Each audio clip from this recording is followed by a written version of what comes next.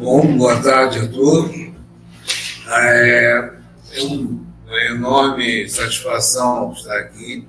Como eu falei com o Venusto, eu estou em convalescência. Eu acabei de sair de uma cirurgia tem 3 semanas, mas não podia me furtar, de uma forma ou de outra, participar desse momento. Então eu quero dizer aqui, pronto, que é uma honra.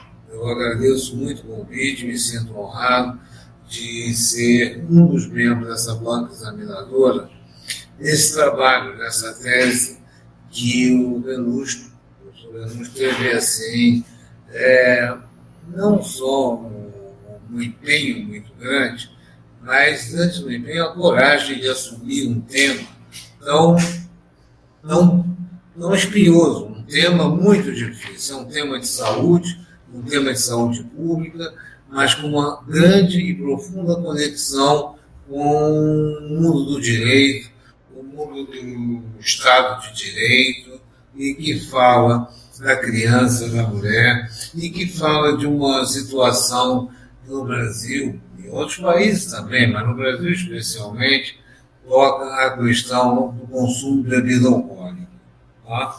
Então, assim, cumprimentando o colega, o professor Vitor Marcílio, o orientador, e nesse sentido é um prazer muito grande também de poder estar dando opiniões durante o processo de confecção da tese, até porque é um grande desafio, e eu aprendi muito. Então, professor Marcílio, o professor Vitor foi como orientador. A doutora Lana, a doutora Solange, o doutor Emerson, eu deixo também o meu cumprimento e minha participação de estar participando com essa banca. É muito interessante para mim, muito desafiador e muito estimulante também poder estar como médico numa banca de direito. Eu acho que isso é uma evolução. Então, mais uma vez, já conversando com o Venusto, eu acho que ele está à frente. Esse trabalho, ele está adiantado. Esse trabalho está na frente, no momento, no tempo, no espaço, porquanto que a discussão e o debate em torno desse tema gera muitas dúvidas, gera muitas questões e mesmo polêmicas.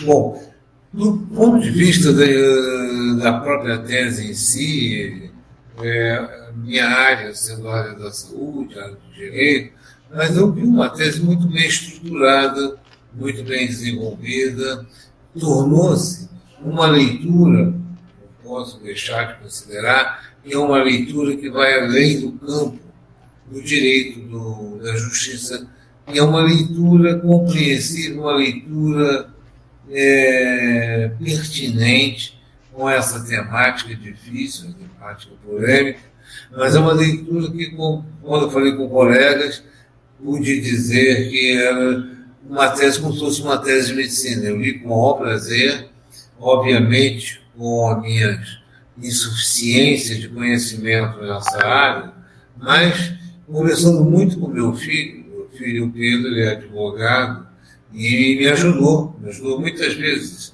em certas interpretações, em certas considerações. Mas sem fugir do tema. A temática em si é uma temática que interfaceia 2 áreas importantíssimas no nosso dia a dia, a proteção, né, e o outro lado, de certa forma, a criminalização. Nesse sentido, muito tempo nós estamos trabalhando com a questão da SAF, mas no olhar médico ou no olhar de saúde pública. A gente não teve muito e tratar da questão dessa parte, da parte jurídica, mas ela é muito importante.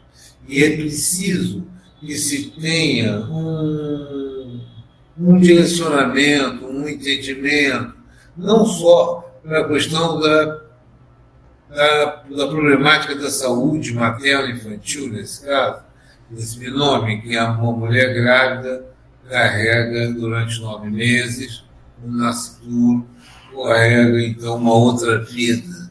Mas os riscos que ela tem durante esse período. E dentre esses tantos riscos, pode ser riscos físicos, químicos, radiológicos, infecciosos, os vários riscos que faz com que a especialidade, que a ginecologia obstetrícia, a medicina fetal, se tenham desenvolvido tanto nessas últimas décadas. Mas é curioso que dentro desse tempo de desenvolvimento mais avançado na medicina, a questão do consumo de bebida alcoólica durante a gravidez é uma situação historicamente antiga, historicamente constatada em tempos idos. E isso também caracteriza, marca bem o valor dessa tese, porquanto que em alguns países mais avançados, como o Canadá, Estados Unidos, países europeus e outros, há uma atenção, uma preocupação com a questão do consumo de álcool na gravidez. O Brasil não tem essa preocupação. Então, essa tese que trata muito bem desse aspecto desse mundo jurídico e médico, quando foca a questão mais objetiva, como foi muito bem delimitado, a questão em si da síndrome alcoólica fetal no Brasil é um problema da maior relevância de saúde pública. Portanto, mais uma vez, parabenizo o Venusto, não só pela escolha, mas pela coragem de desenvolver esse tema, que não tem jurisprudência, que não existe muitos trabalhos nessa área. Então, ele está sendo, de certa forma, pioneiro, e eu vejo isso com o maior carinho, vejo isso com o maior interesse, vejo isso com o maior entusiasmo. Enquanto professor, há mais de 40 anos na UFRJ, e há mais de 30 anos por esse programa que nós trouxemos pela preocupação que estava havendo em termos globais, em termos mundiais, vamos dizer assim, nos anos 80, nos anos 90, houve uma relevância muito grande para a problemática do abuso de álcool por mulheres grávidas. Então surgiram muitos trabalhos nos últimos 30 anos e têm surgido cada vez mais. Mas o que é interessante é que é marcante também, e aí mostra o valor deste momento, é que, apesar de tudo, em países da América Latina, em destaque o Brasil, são regiões em cujos países têm um consumo muito elevado de bebida alcoólica. O Brasil é um dos países que mais produz e mais consome bebida alcoólica. E, naturalmente, dentro desse universo, o consumo de bebida alcoólica por mulheres jovens se tornou e vem se tornando cada vez mais preocupante pelo número. Basta olharmos relatos, ou então estudos e artigos nos últimos 15, 20 anos, é muito grande o número de mulheres que passaram a beber de maneira abusiva. E, naturalmente, aí está intrínseco o risco de nascer crianças portadoras de deficiências, como muito bem o Venusto destacou, destacou as problemáticas que repercutem sobre a lesão corporal no sentido jurídico, mas no sentido médico são as repercussões teratogênicas. Quer dizer, o consumo de bebida alcoólica, como o consumo de qualquer droga, é um risco muito grande para a saúde fetal. E, quando olhamos nesse panorama, nós vemos, e aí, mais uma vez, essa responsabilidade dos entes de saúde, dos entes do direito, dos entes legislativos, quer dizer, todo o poder do Estado, as instituições de Estado, de proteger o cidadão na questão da síndrome alcoólica fetal, no Brasil, se torna da maior relevância, se torna da maior importância. Vale aqui para contribuir com os dados, porque, obviamente, a tese é uma tese muito bem feita, uma tese robusta, ela trata de muitas questões, não deu para mostrar, por exemplo, a questão epidemiológica, a questão do volume do problema, que não fazia parte do objeto, né? Mas sem dúvida isso vai somar. Então, a soma desses conhecimentos trazidos pelo Benucci, essas considerações, esses comentários, essas definições que ele traz, e as indefinições, os problemas também que interroga-se muitas questões, porque não houve muito estudo anterior, mas isso se soma num momento importante. No momento importante que eu digo, e aí eu refuto esse trabalho com o maior valor, eu tenho examinado alguns artigos, algumas teses, e coloco essa entre umas teses, umas das teses mais importantes no sentido de trazer essa visão, por quanto? E ficar, e eu sinto isso, eu confesso isso por mim mesmo, só na área da saúde em que a gente se preocupa muito, e é importante, com a prevenção, com o diagnóstico, com o tratamento, o diagnóstico diferencial, com a reabilitação, sem dúvida. Quando eu vejo esse aspecto, aí a minha trajetória, que são de muitos anos que eu vejo isso, a trajetória eu vejo que acrescentou-se muitas coisas, evoluiu. Mas a evolução que está faltando, quer dizer, o acréscimo que está faltando é exatamente este que nós estamos fazendo aqui agora. É discutir a questão da SAF na perspectiva do direito para que isso resulte numa maior conscientização, num maior empenho e numa maior responsabilização.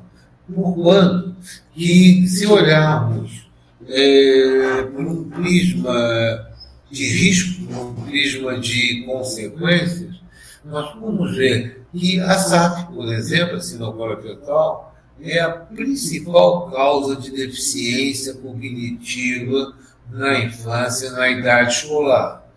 Falar isso poderia ter um grande impacto, mas na área médica eu confesso poucas vezes espantado, não repercute tanto, não repercute. Mas, sem dúvida, nós estamos falando e considerando que estamos no Brasil, como um país bem situado do ponto de vista de colocação ao nível das grandes nações, está entre as grandes nações, mas um país que tem peculiaridades e que, no nosso caso aqui e agora, merecem ser considerados. Tá? Esse avanço, sem dúvida, que nós estamos dando aqui e agora, ele vai somar e vai multiplicar, considerando alguns aspectos. Esse primeiro, que nós somos uma população de 200 e poucos milhões de pessoas, metade mulheres, na questão de gênero, metade, e grande parte dessas mulheres em idade fértil. Nós temos cerca de 3 milhões de mulheres grávidas por ano, o que significa a potencialidade de nascimento de quase 3 milhões de crianças. E se nós formos olhar esse aspecto, esse universo, nós vamos ver que o índice de mulheres grávidas que fazem consumo de álcool é muito grande, embora nós não tenhamos dados exatos. Como o próprio Benucci apontou, isso são importante no trabalho, apontar esses gaps, essas falhas. Nós não temos um dado que era para ter, medir isso. Quantas mulheres grávidas fazem uso de álcool e desse montante de mulheres grávidas, quantas nascem com com filhos com portadores de síndrome alcoólica fetal, e que nível? Forma mais leve, forma moderada e forma mais grave. Isso nós não temos. Nós não temos também um estudo epidemiológico sobre a questão da bebida alcoólica. A bebida alcoólica é, no Brasil, banalizada. É banalizada sobretudo por jovens. Quando nós olhamos nos últimos 20 anos, o crescimento de produção de cerveja foi de quase 1000%. Saímos de 2 bilhões de litros no ano 2000, 2001, para hoje quase 20 bilhões, 19 bilhões de litros. É uma quantidade muito grande de produção de cerveja. Soma-se aí, nesse montante total, a produção de vinho, cachaça, que também é grande. Isso aponta para uma situação de risco, que é uma situação de risco que as mulheres vêm bebendo cada vez mais. Tá? Então, nós estamos diante de uma situação que é uma situação que mostra um risco muito grande e exige muito cuidado. E nós não temos também, que é uma outra falha que também na tese aparece também, essa ausência de estudos estatísticos feito pelos entes, pelas autoridades, Ministério da Saúde, Secretaria de Saúde e outros órgãos responsáveis. Então, o que eu vejo ao longo desses anos é que nós não temos exatamente o poder dizer quantas crianças com SAP existem no Brasil. A gente sabe que não tem esse número, mas nós sabemos que em países como a França, como os Estados Unidos, existem números mais objetivos, mais aproximados. Eu tenho estado com mais proximidade com um grupo mais da França e é reconhecido que a quantidade de crianças que nascem com SAF na França hoje é em torno de 2 crianças por cada hora. Se nós calcularmos, se nós estimarmos, minha estimativa, eu escrevo em artigos ou em textos que tenham sido produzidos pelo nosso grupo, nós podemos dizer que, no mínimo, nós temos de 6 a 8 crianças por hora nascendo com SAF. 6 a 8 crianças nascendo com SAF por hora. A população, só para fazer um referencial, por quanto que na França são 2 por hora, sendo uma população de 60 milhões, o Brasil tem 3 vezes mais a população da França, 3 vezes e meia mais. Então, só um dado simples de conta já daria isso. Os americanos também estão nessa mesma faixa. Então, nós estamos numa situação de um número muito grande de crianças que nascem por ano com síndrome alcoólica fetal. Se são 6 a 8 por hora, você imagina que a gente vai chegar a em torno de 50, 60 mil crianças por ano. E isso não é difícil de admitir, porquanto que quando nós olhamos a quantidade de mulheres grávidas que pertencem a classes B, C e D de menor poder aquisitivo, e mesmo nas classes A e B, que também consome álcool, mas tem mais recursos, mas de um modo geral não existe uma advertência, não existe uma política, não existe um programa de prevenção. Primeiro, porque não existe nenhum estudo, e isso que é importante nas conclusões da tese do Venus. Não existe mesmo nenhuma conscientização.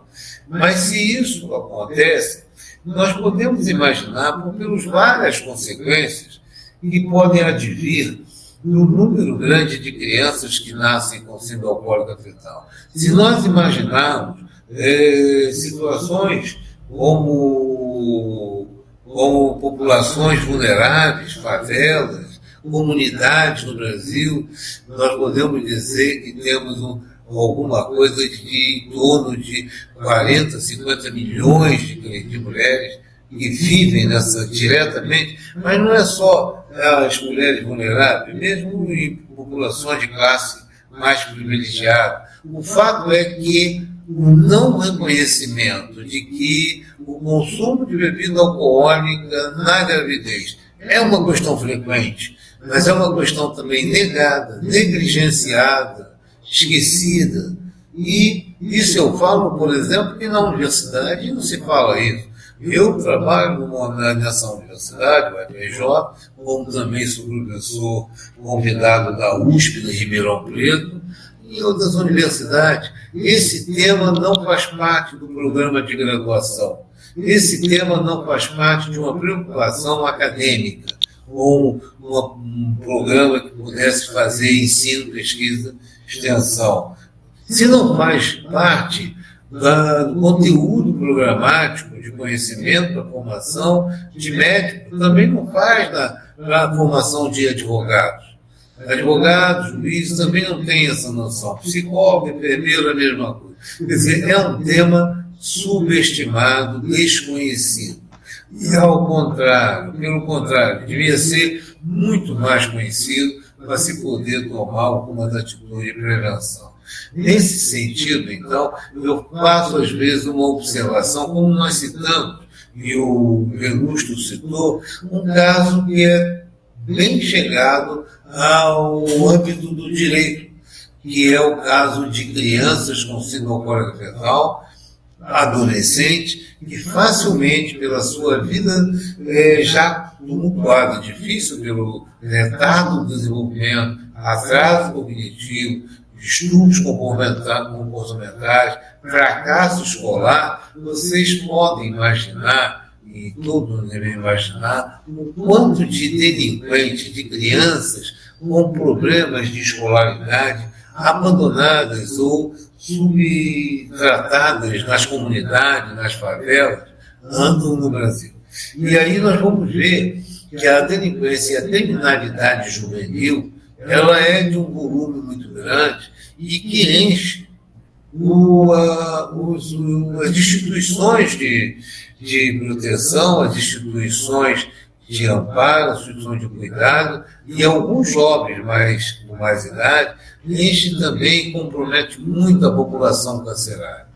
Nesse sentido, eu vejo, imagino, não existe esse estudo, mas sem dúvida, quando nós estamos aqui no Rio de Janeiro, Brasil todo, mas no Rio de Janeiro, o número de delinquentes que aparecem todo dia nos jornais ligados a crimes dos mais diversos tipos, e eu vejo podemos ver crianças tamanho pequeno, magras, esquálidas às vezes, e de um comportamento bastante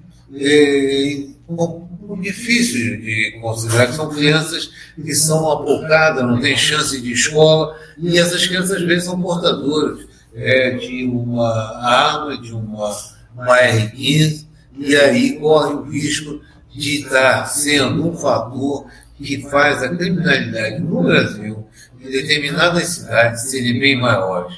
E sem dúvida, como está nos Estados Unidos há estudos apontando, sem dúvida que entre as crianças ou adolescentes ou adultos jovens delinquentes, se nós formos fazer uma pesquisa, nós vamos ver que pode-se encontrar muitas crianças que podem ter esse passado de uso de álcool na gravidez. Então, a história que o Venusto faz referência da Cintonha Abrão é um estudo icônico, mas no Brasil estaria muitos exemplares desse tipo. Portanto, eu ficando aqui restrito, por causa de uma tese que eu gostei muito de ler, posso dizer que li com muito interesse, e uma leitura que não foi pesada. Eu pensava que deveria ser uma leitura complicada, mas não. E agora, mesmo com a ajuda do meu filho, foi possível fazer essa leitura de maneira agradável, correta. Por isso eu até penso que essa tese ela poderá, além de virar um artigo para ser publicado, ela facilmente poderá se tornar um livro, um ensaio, uma monografia, para ser difundida, porque ela vai ser de grande utilidade, não só para a área da saúde, mas para a área do direito, para a área social, de modo geral, e para a área de governo. Porque uma das queixas que nós temos muito grande é a falta de programas dirigidos para essa questão do consumo de álcool na gravidez. E a outra questão que eu vi muitas vezes na tese, o cuidado de não definir, de não fechar pontos de vista, mas deixar em aberto para reflexão e até nas conclusões que às vezes merecem mais comentários finais, porque não dá para concluir, não dá para tirar com conclusões ou assertivas mais definidas, por conta da dificuldade da própria natureza do problema humano que existe, mas eu acho que mostra que esse trabalho que o Venusto conclui, nos mostra, ele não termina aqui, ele continua. É um trabalho que abre espaço, e essa beleza também do trabalho é apontar para outros caminhos dentro desse conteúdo, dentro desse teor, na área de direito mesmo, o quanto que merece esse tema ser melhor divulgado, melhor estudado, mais aprofundado, junto com a área da saúde, para poder trazer números mais exatos. Porque, sem dúvida, nós devemos gastar, com as consequências do alcoolismo fetal, nós devemos gastar bilhões de reais. Isso só para tomar como referência o que os americanos já calcularam. Eles gastam em torno também de alguns bilhões de dólares, sendo que uma criança que nasce com síndrome alcoólica fetal, toda a sua expectativa de vida, desde que nasce até o adulto mais idoso, ele gasta em torno de 4 a 5 milhões de dólares. Se a gente considerar remédio, diagnóstico, exames, cuidado, reabilitação, e considerar a chamada perda de anos de vida, perda de anos de trabalho, e todo esse trabalho. Então, tem toda a justificativa para realmente colocar esse trabalho em destaque, como eu coloco. Eu estava muito ansioso por esse trabalho. Quando a tese saiu, tivemos conversa anos atrás, eu tinha uma maior expectativa e posso dizer que eu fiquei muito satisfeito na conclusão, eu diria na conclusão das conclusões. E esse trabalho ele não se fecha, ele é um trabalho de aviso, de advertência, de chamar a atenção, sobretudo num país como o Brasil, que é um dos maiores produtores mundiais de bebida alcoólica, mas o consumo de bebida alcoólica dos mais banalizados, e que não existe a devida corresponsabilização dos produtores de um dos tóxicos mais importantes, que é o álcool. Então, temos aí um material riquíssimo, e eu só tenho a parabenizar ao Venusto pelo belo trabalho, ao professor Vitor pela orientação, aos colegas que antecederam, que fizeram excelentes comentários. Os meus comentários, então, foram meras observações e realmente de satisfação, chamar a atenção para a importância desse trabalho. Eu agradeço essa honra de participar dessa banca e, sem dúvida, saio desse momento, desse trabalho, muito satisfeito, e para divulgar, porque a questão da SAP não é meramente uma questão da mulher grávida, é uma questão de todos. Por isso também deixa bem marcado que a responsabilidade não é só da mulher grávida, a responsabilidade é de todos nós. É da saúde, da educação, é do direito, é dos governantes, é da família. Todos nós temos que estar responsáveis. E para fechar, uma coisa também muito interessante, muito bizarra. A bebida alcoólica é muito banalizada, faz propaganda. Nós estamos aí no carnaval, nós vamos ver a indústria de cerveja patrocinando o bloco, patrocinando o carnaval, nada contra, mas isso tem que ser repensado. Mas que há uma responsabilidade maior. E que tem uma observação que eu gostaria de terminar, que a síndrome alcoólica fetal ela é 100% previsível. E a síndrome alcoólica fetal, por outro lado, é 100% evitável. Se nenhuma mulher grávida consumir bebida alcoólica, a incidência tende para zero. Quer dizer, então não é difícil fazer. O que precisa é exatamente isso. Políticas públicas, políticas de envolvimento, e esse trabalho, essa brilhante tese do doutorado Benusto, mostra um pouco esse caminho. Obrigado. Passo a palavra a vocês.